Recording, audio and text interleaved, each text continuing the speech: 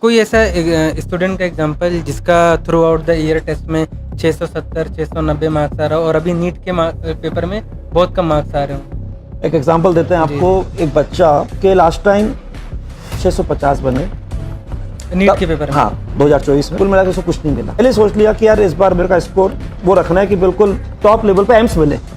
तो यहाँ पे एलएन पे 690 695 इस पे चला, इससे नीचे कभी नहीं आया। पूरा विश्वास था बच्चे के नंबर अच्छे आएंगे। अब बाद में मैं सॉल्यूशन के लिए चला गया, वहाँ चला गया। रात को जब मेरे पास मैसेज आया उनका, तो बोला सर बच्चे के 270 तो बन रहे बायो में, 70 बन रहे केमिस्ट्री में और फिजिक्स में 11 नंबर, कुल मिला के 351 नंबर बन रहे हैं। और क्या लिख रहे हैं सर, कौन सा प्राइवेट मेडिकल कॉलेज। ईश्वरी सर, आप तो बहुत ही रिगार्डेड टीचर हैं पूरे इंडिया में, सब आपको जानते हैं। अगर बच्चों को आपने बोला कि जिसके 680 नंबर आ रहे हैं आपके मॉक टेस्ट में, पिछले साल में नीट में 650 नंबर आया और इस साल के नीट के एग्जाम में उसके 350 नंबर है, क्या इसका मतलब है कि जो आप मॉक टेस्ट कर रहे हो वो सिर्फ पिछले सालों के नीट के लेवल के हिसाब से टेस्ट दे रहे? और बिल्कुल हुआ है।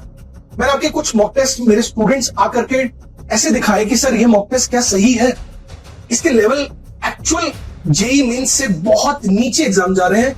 तो क्या आप सजेस्ट करेंगे कि मुझे टेस्ट देना चाहिए, नहीं होना चाहिए? मैंने टेस्ट देखा बहुत ध्यान से और नीट के एग्जाम से करीब 15 दिन पहले मैंने उनको बताया बेटा ये एग्जाम एक्चुअल नीट के एग्जाम से बहुत नीचे है। अगर इस साल नीट एग्जाम के बहुत चांसेस हैं कि एग्जाम टफ हो, सो मेरा सजेशन है कि आप जेईई मेंस के लेवल पे जरूर ट्राई करें। मेरे 3 बच्चे जिनके पिछले साल के 450 के बीच में नंबर थे और इस साल वो 610 620 और एक बच्चा 580 नंबर है। ठीक है, आपके जैसों को 650 700 वाले नंबर आपके बहुत आते हैं, लेकिन उनके नंबर कम है।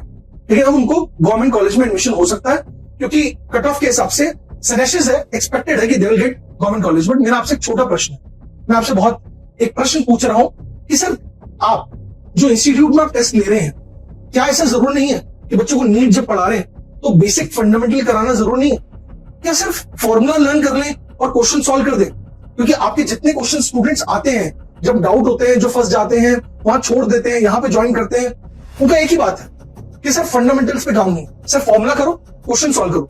और मेन प्रॉब्लम फिजिक्स में आता है। आप जानते हैं कि हर सालों में फिजिक्स ही टफ होती है, तो फिजिक्स ही बच्चों को फंडामेंटल में स्ट्रॉन्ग करना जरूरी है।